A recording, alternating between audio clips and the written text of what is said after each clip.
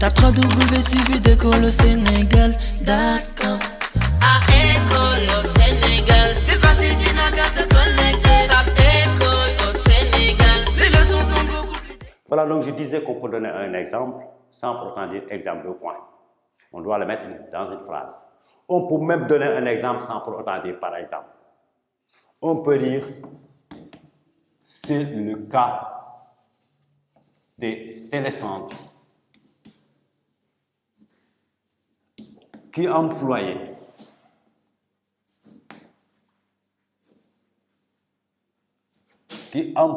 beaucoup de jeunes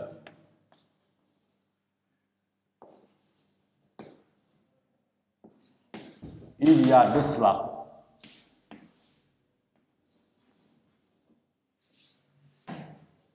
une dizaine d'années.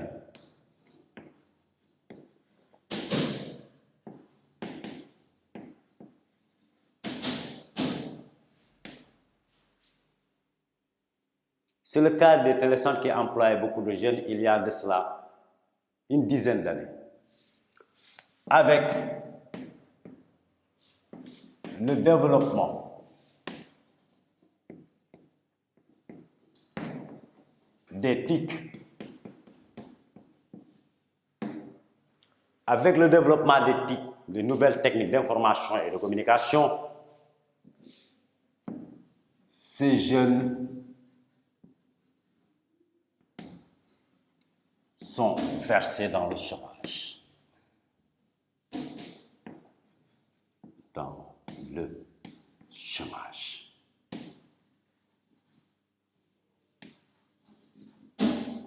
J'ai terminé un paragraphe argumentatif qui comporte 3 parties: énonciation de l'idée, l'argument et l'exemple.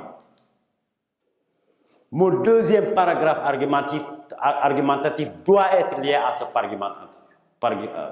mon deuxième paragraphe argumentatif doit être lié à ce paragraphe par un connecteur. Puisque je parle toujours la même chose, je parle toujours des causes, je peux employer aussi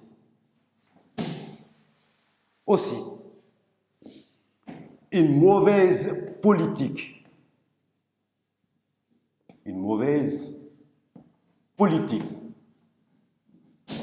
de jeunesse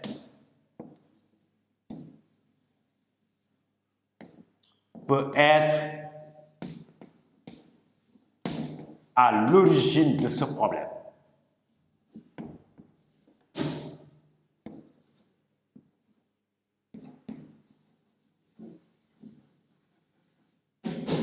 J'ai énoncé l'idée de mon deuxième paragraphe. Je dois l'argumenter. Argumenter veut dire expliquer comment une mauvaise politique gouvernementale est à l'origine, n'est-ce pas, du problème du chômage. Dans beaucoup de pays en voie de développement, les gouvernants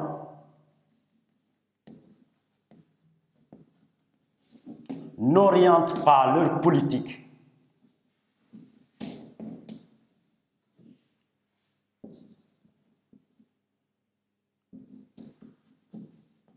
en faveur de la jeunesse.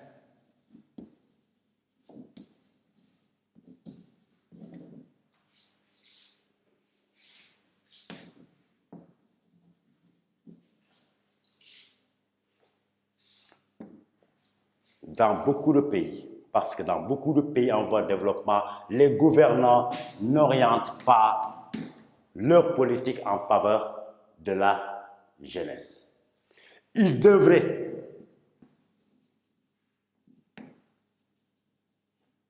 développer les secteurs primaires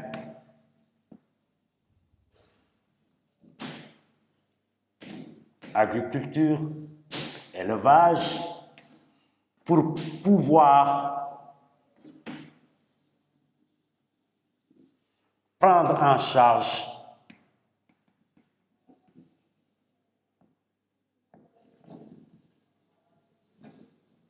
les préoccupations de la jeunesse. On donne un exemple. C'est le cas du Sénégal, qui n'a pas atteint son autosuffisance alimentaire. Si le pays développé orientait sa politique en faveur de la jeunesse, on allait régler aussi bien l'autosuffisance alimentaire et le problème de l'emploi. J'ai deux paragraphes argumentatifs. Deux paragraphes argumentatifs qui parlent des causes du chômage. Pour élaborer ma deuxième partie du devoir, je dois faire une phrase de transition. Phrase de transition. Pour ne pas faire du coq à l'âne. C'est-à-dire, j'ai terminé de parler des causes, je dois relier les causes aux conséquences. Puisque là, je dois aborder les conséquences, je dois faire une phrase de transition pour qu'il y ait une fluidité, n'est-ce pas, dans ce devoir. Phrase de transition. Si le chômage a diverses causes, force est de reconnaître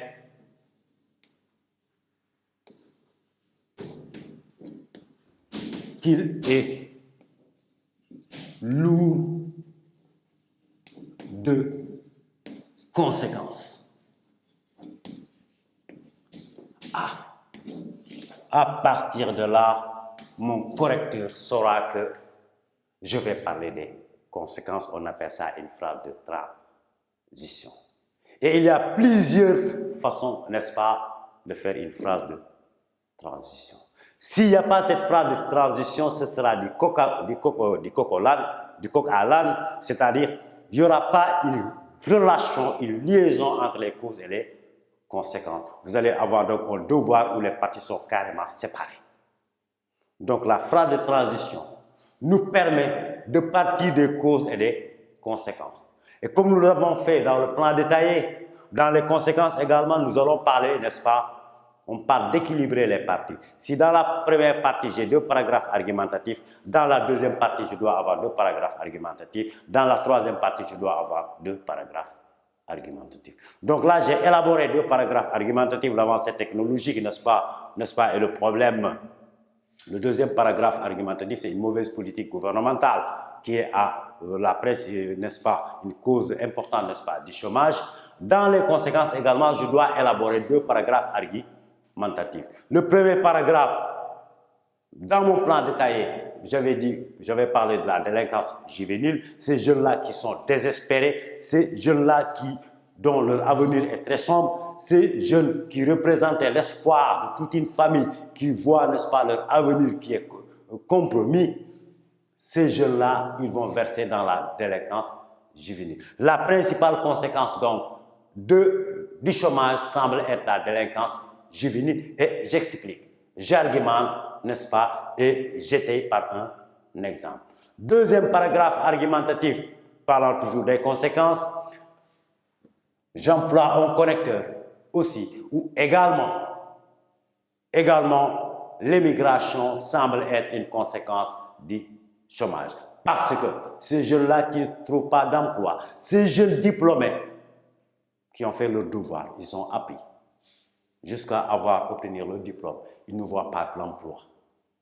Ces jeunes-là, ils vont à la recherche d'un avenir meilleur et quelquefois même en empruntant la route, la mer, au risque de leur vie.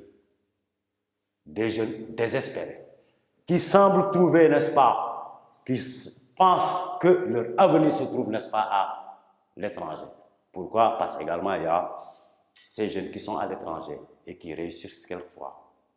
Donc, la conséquence du chômage, c'est la délinquance juvénile, l'émigration clandestine. Voilà donc en gros comment s'articule un devoir de dissertation. Donc quand je termine les conséquences, je dois également faire une phrase de transition pour parler des solutions. Même si le chômage est lourd de conséquences, nous pouvons proposer des solutions. Et là, je vais parler des solutions. Je donne 2 solutions, donc on doit équilibrer les parties. Dans ma première partie, les causes, j'ai 2 paragraphes argumentatifs. Dans la deuxième partie, les conséquences, j'ai 2 paragraphes argumentatifs. Je dois également donner 2 solutions, n'est-ce pas, pour que les parties soient équilibrées. Déjà, à partir de mon plan détaillé, j'avais déjà fait ma conclusion, parce qu'en fait, c'est le résumé des idées qu'on a trouvées, n'est-ce pas, dans la recherche des idées, c'est-à-dire dans le plan détaillé. Voilà donc, chers élèves, comment, n'est-ce pas, on a essayé d'élaborer ce devoir de dissertation, cette composition française, n'est-ce pas, d'IBFM session 2021. Merci beaucoup.